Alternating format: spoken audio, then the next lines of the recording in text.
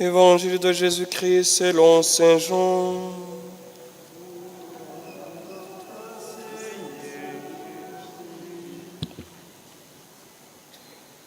Marthe et Marie, les deux sœurs de Lazare, envoyèrent dire à Jésus: Seigneur, celui que tu aimes est malade.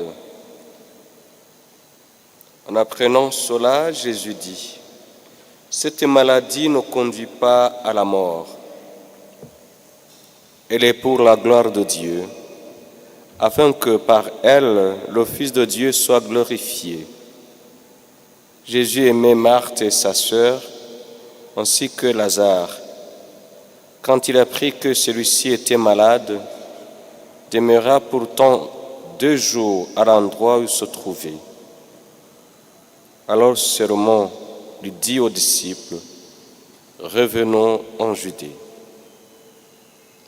Quand Jésus arriva, il trouva Lazare au tombeau depuis 4 jours déjà. Lorsque Marthe apprit l'arrivée de Jésus, elle est partie à sa rencontre, tandis que Marie restait à la maison. Marthe dit à Jésus: Seigneur, si tu avais été là, mon frère ne serait pas mort. Mais je sais que maintenant encore, Dieu t'accordera tout ce que tu lui demanderas. Jésus lui dit: ton frère ressuscitera. Marthe reprit: je sais qu'il ressuscitera au dernier jour, à la résurrection. Jésus lui dit: moi je suis la résurrection et la vie. Celui qui croit en moi, même s'il meurt, vivra. Et tout homme qui vit et qui croit en moi ne mourra jamais. Crois-tu cela? Il répondit: oui Seigneur, tu es le Messie, je le crois. Tu es le Fils de Dieu, celui qui vient dans le monde. Jésus demanda où l'avez-vous déposé? Lui répondirent: viens voir Seigneur. Alors Jésus pleura. Les Juifs se dirent: voyez comment il l'aimait. Mais certains d'entre eux disaient: lui qui a ouvert les yeux de l'aveugle, ne pouvait-il pas empêcher Lazare de mourir? Jésus, repris par l'émotion, arriva au tombeau. C'était une grotte fermée par une pierre. Jésus dit: enlevez la pierre. Marthe, la sœur du mort, lui dit: mais Seigneur, sent déjà. Voilà 4 jours qu'il est là. Alors Jésus dit à Marthe: ne t'ai-je pas dit, si tu crois, tu verras la gloire de Dieu? On enleva donc la pierre. Alors Jésus leva les yeux au ciel et dit: Père, je te rends grâce parce que tu m'as exaucé. Je savais bien que tu m'exauces toujours, mais si j'ai parlé, c'est pour cette foule qui est autour de moi, afin qu'ils croient que tu m'as envoyé. Après cela, il cria d'une voix forte: Lazare, viens dehors. Et le mort sortit, les pieds et les mains attachés, le visage enveloppé d'une sueur. Jésus leur dit: déliez-le et laissez-le aller. De nombreux Juifs qui étaient venus entourer Marie et avaient donc vu ce que faisait Jésus, crurent en lui. Acclamons la parole de Dieu.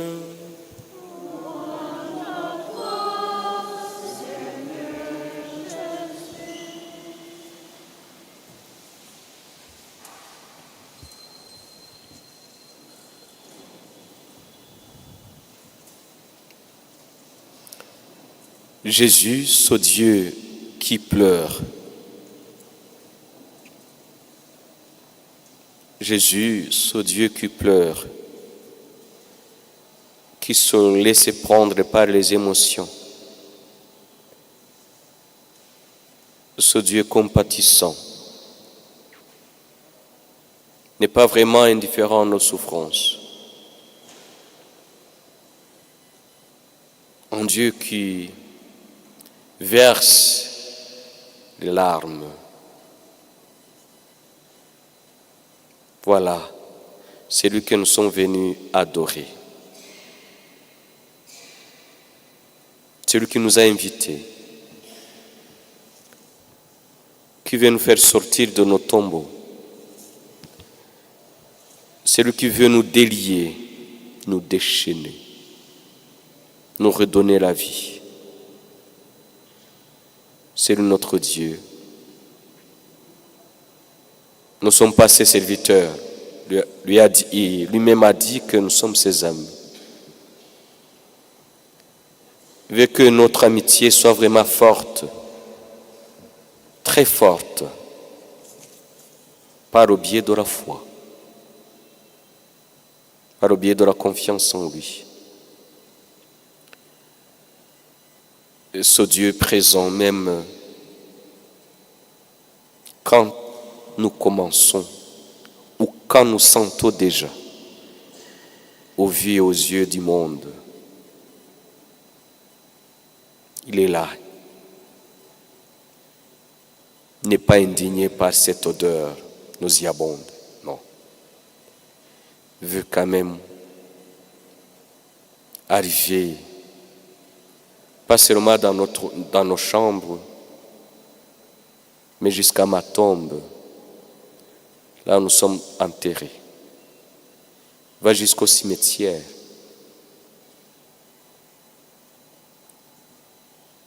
Jésus, ce Dieu qui aime. Jésus, ce Dieu qui se laisse toucher et qui est vraiment touché par la souffrance des gens. Et s'il est venu nous sauver, et s'il est venu dans le monde, c'est pour nous sauver. C'est pour nous faire entrer dans son mystère salvifique. Il pleure. Pourquoi Jésus pleure-t-il? Il pleure la mort de son ami Lazare. Ce Dieu qui a des amitiés, des vraies amitiés avec des hommes, qui noue des amitiés avec les hommes. Et pas les hommes dans n'importe quel quartier, mais de Béthanie. Béthanie qui signifie maison d'affliction, maison de pauvreté, maison de misère. C'est avec les gens de Béthanie que Jésus veut nouer des amitiés.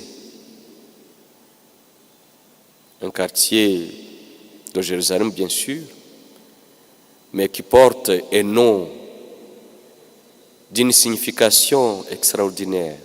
Maison d'affliction, maison de pauvreté, de souffrance, maison de la misère. Et c'est là où Jésus vient nous chercher. Toutes ces personnes qui sont dans des maisons d'affliction, dans des endroits de souffrance, de misère. Jésus veut vraiment s'y rendre. Peut-être que c'est en prison. Peut-être que c'est dans un camp de réfugiés. Peut-être. Peut-être que c'est dans ta maison aussi. C'est que c'est une très belle maison aux yeux du monde, aux yeux des voisins. Mais toi-même, tu sais que parfois c'est une maison d'affliction. C'est toi seul, et seulement toi seul qui sais ce dont tu comprends mieux ta souffrance, ce que tu endures. Pourquoi ta maison est-elle devenue une Béthanie de Kigali ou du Rwanda? Peut-être pas parce que tu es pauvre. Ça aussi, mais pas seulement ça. Ou peut-être pas ça. Ta maison, peut-être qu'elle est devenue une maison d'affliction parce que tu traverses des moments difficiles. de maladies, d'incompréhension, de difficultés, de conflits familiaux. Ta maison est devenue une maison d'affliction alors qu'aux yeux des gens, c'est une très belle maison. Jésus veut entrer dans ta maison. Il veut vraiment que tu ouvres cette maison d'affliction, ta Béthanie. Pour faire quoi? Pour d'abord pleurer d'abord avec toi. Pleurer avec toi. Jésus, ce Dieu compatissant. Compatissant. Du verbe compatir. Cum pati. Souffrir avec. Un Dieu qui souffre avec les gens. Il vient, c'est dans une situation de deuil. Ne consolez pas seulement par les mots, mais d'abord par une présence. Une présence. Présence réconfortante. Une présence éloquente. Et d'ailleurs, parmi tout ce qui... Jésus, quand il est là, ne parle pas beaucoup. Ne minimisez pas la souffrance de Marthe et de Marie, comme certains ont l'habitude de le faire. Quelqu'un qui a perdu son fils, sa fille, son enfant, son père, son grand-père, son ami. Il y a parfois des paroles moralisantes, mais vides de sens et de réconfort, de consolation. Oh, c'est comme ça la vie. C'est pas toi la première personne. Ça va aller. Moi aussi, ça m'est arrivé. D'ailleurs, pour toi, c'est petit. Il y a des paroles comme ça. C'est pas des paroles. Non seulement il n'y a pas de la charité, mais aussi il n'y a pas de la foi. Et la compassion de Jésus, c'est cette présence qui accepte de souffrir avec la personne qui souffre. Pas pour rester dans une situation de souffrance, pas pour moraliser, comme certains ont l'habitude de le faire, pas pour introduire des grandes leçons de catéchèse, de théologie, d'eschatologie, non. Mais il veut être là. Il console par les actes et par la foi. Il invite Marthe et Marie à avoir la foi, sans les empêcher d'exprimer leurs souffrances, leur douleur. Marthe et Marie n'hésitent pas, n'ont pas honte de poser même cette question cruciale à Jésus. Pas même poser cette question, mais dire l'indignation autrement. Jésus, si tu avais été là, notre frère ne serait pas mort. Peut-être que nous avons parfois droit de nous adresser à Dieu de cette façon. Parce que nous sommes vraiment ses enfants bien-aimés et nous avons droit de dire ce que nous pensons. De lui poser, de lui présenter nos insatisfactions, nos incertitudes, voilà. Nous avons droit de poser, de dire, de nous adresser à Dieu aussi de cette manière, pendant la prière bien sûr. Ce n'est pas parce que Marthe et Marie n'ont pas la foi, mais ils ont la foi en Jésus. En même temps, c'est une foi qui est devenue une vie. Les deux sœurs sont devenues vraiment, pas familières, non, mais sont devenues vraiment des vrais amis de Jésus, jusqu'à ce qu'elles peuvent s'exprimer telles qu'elles sont, telles qu'elles sentent leurs sentiments. N'ont pas peur d'exprimer l'indignation, leurs sentiments, leurs émotions. Jésus, si tu avais été là, peut-être une fois tu as dit la même chose dans ta prière. N'aie pas peur de dire ça. Parce que Jésus ne va pas te juger. Jésus et ce Dieu qui a une capacité d'une écoute empathique extraordinaire ne juge pas. Non, il aide, il accompagne jusqu'à la résurrection de leurs frères. Mais en commençant par leur propre résurrection, pas physique bien sûr, parce que c'est seulement Lazare qui est au tombeau. Mais aussi Marthe et Marie sont mortes d'une manière ou d'une autre. Peut-être toi aussi, moi aussi. Ça peut être une mort sociale, professionnelle. Et Jésus veut te guérir, te ressusciter, te donner courage. Jésus qui pleure avec ceux qui pleurent. Et Jésus qui pleure, Marthe qui pleure, Marie qui pleure.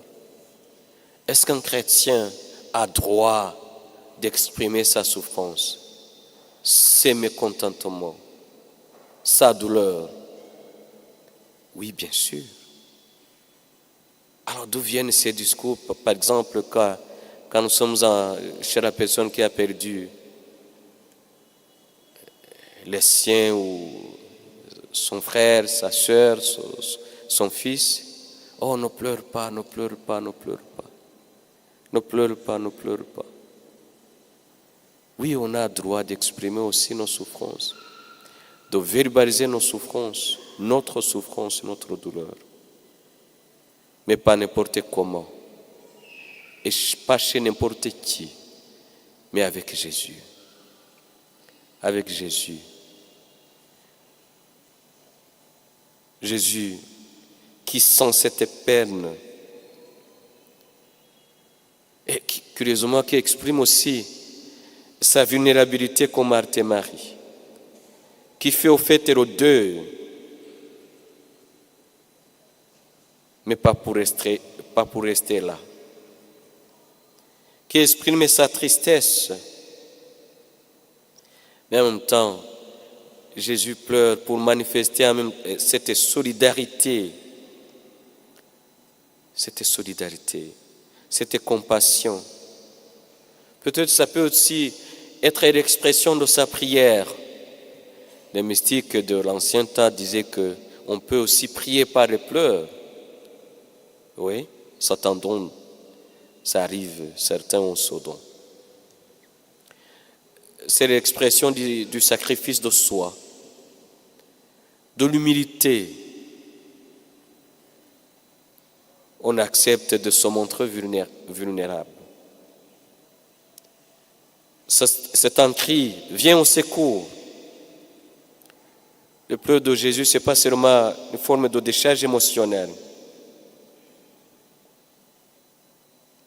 C'est un processus.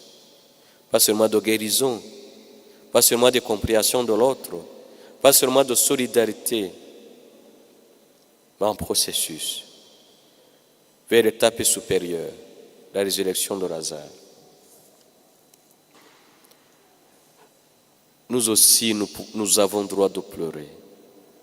Pleurer devant Jésus. Quand nous sommes mal à l'aise. Jésus, c'est pas seulement, son amour n'est pas seulement un amour rationnel.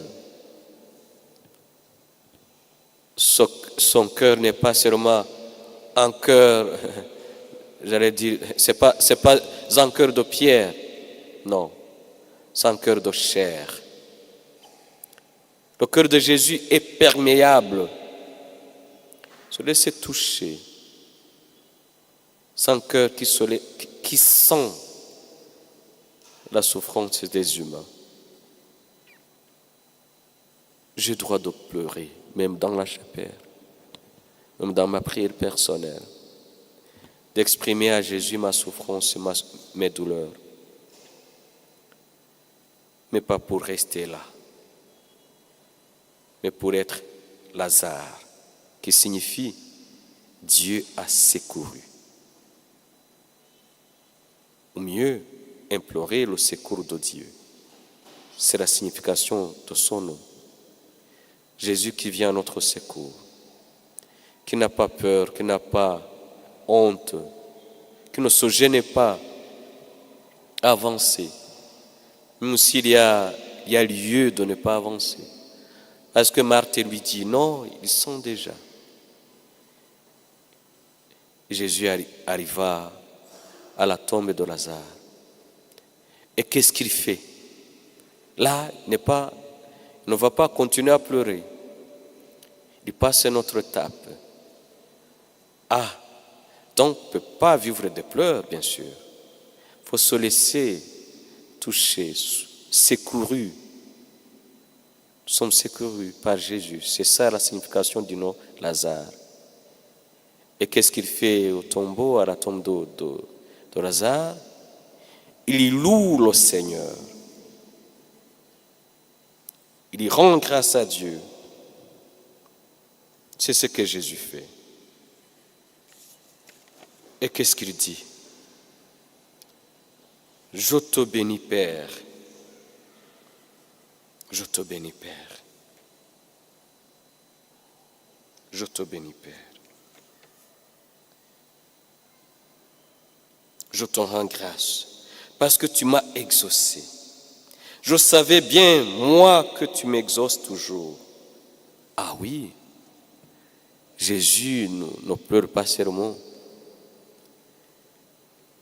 Il nous révèle l'autre visage du Père.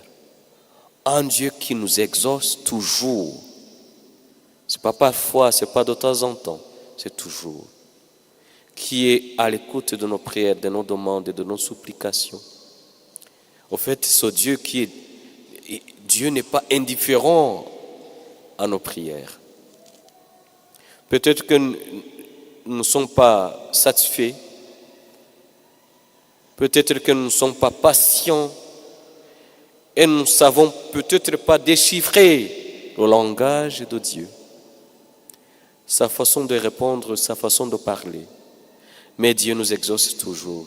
C'est ce que Jésus nous montre ce soir. Et il nous montre qu'on peut bénir Dieu même dans les moments difficiles. Je te rends grâce, Seigneur.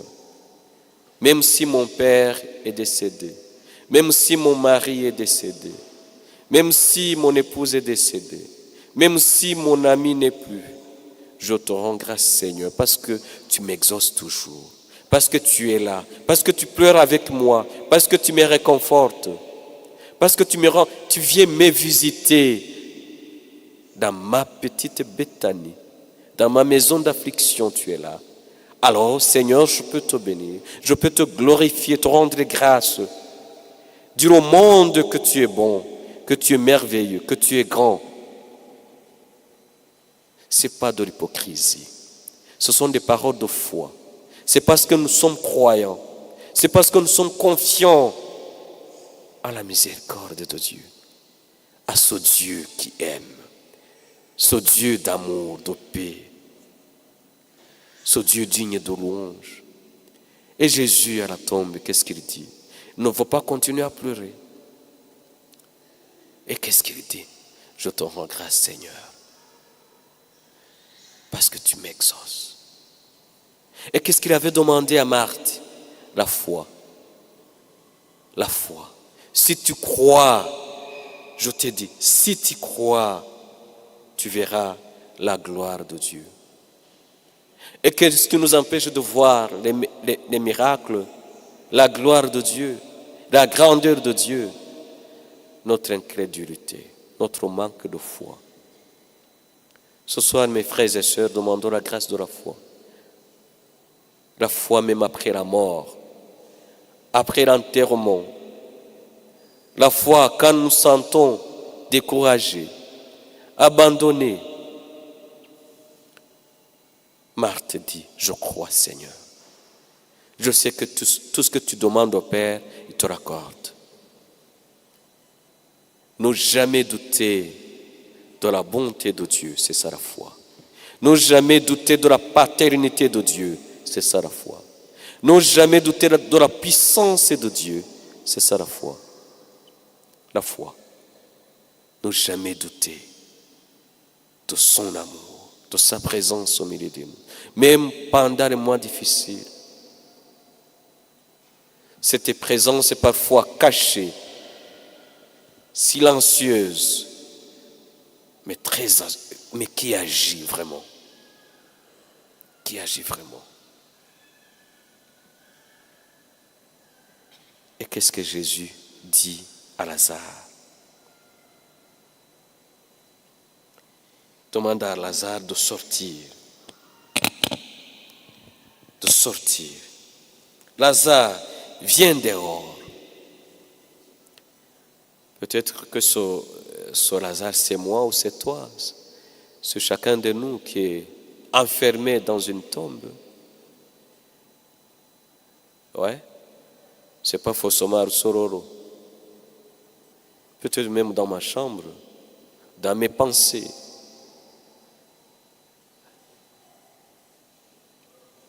Dans les pensées, les jugements, les sentiments erronés. Dans une culpabilité éternelle, perpétuelle. Le Seigneur me demande de sortir. Viens dehors. Tu ne dois pas rester là. Je ne t'ai pas créé pour rester là, dans la tombe. Peut-être que tu n'as pas choisi. Tu as été obligé au contraire d'être là. La société t'a mis là. Et tout le monde dit que tu sens déjà. On ne peut plus t'approcher. Que ce soit de ta faute, de la faute de la société, de la faute des autres. Mais ce qui t'est demandé, ce que le Seigneur te demande ce soir, mon frère, ma soeur, c'est de sortir. Viens dehors. Et il a imposé l'ordre d'enlever la pierre qui t'empêche de sortir. Jésus, ce Dieu qui aime, qui pleure avec les hommes, qui est grand, qui est fidèle, qui répond à nos prières, qui nous demande la foi, demande en même temps d'enlever la pierre, de délier nos frères et sœurs, de les laisser libres, de les laisser partir.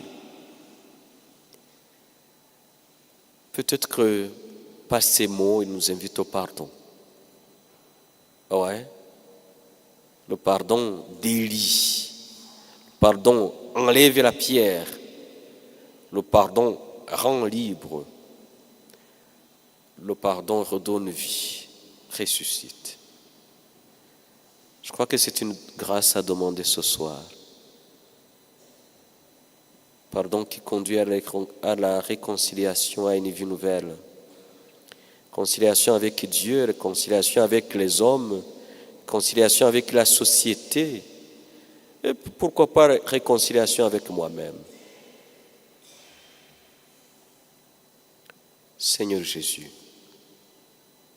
si tu avais été là, si tu étais là, mon frère ne serait pas mort.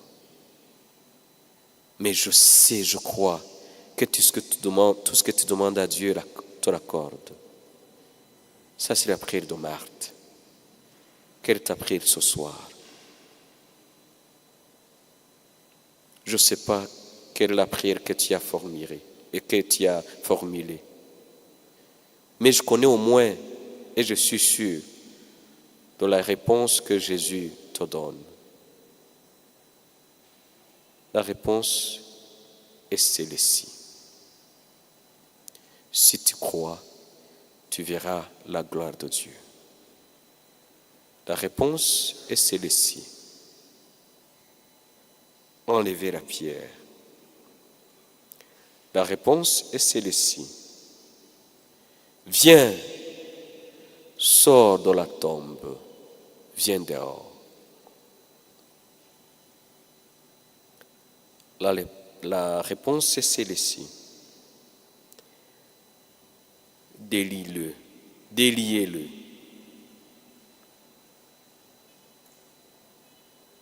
La réponse de Jésus est celle-ci. Laisse ton frère partir. Laisse ton frère, ta sœur, libre. Laissez-le aller.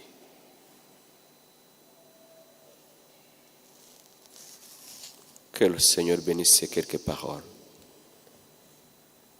Qu'elles portent du fruit dans nos vies et des fruits dans nos vies, par la grâce du Saint-Esprit.